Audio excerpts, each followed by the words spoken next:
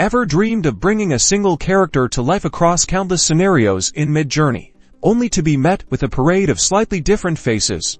You're not alone, and today, we're unlocking the secrets to creating consistent character likenesses in your AI artwork. The secret sauce to consistent character generation in Midjourney lies in a multi-pronged approach, and it all starts with a strong initial prompt. Think of your first image as the blueprint for your character. To achieve this facial consistency, we'll first establish a solid base image. Craft a detailed prompt that describes your character's key facial features: their eye shape, nose structure, lip fullness, hair color and style, and any distinctive marks, like freckles or a particular jawline. Be specific and evocative. Once you have an image you love, it's time to leverage Midjourney's powerful tools. The magic word is seed. After generating your initial character, look for the seed number associated with that specific image. This number acts like a fingerprint, guiding the AI to replicate that original output's essence. When you want to create new variations of your character, simply include that seed number in your future prompts using the relevant parameter. It's like telling Midjourney,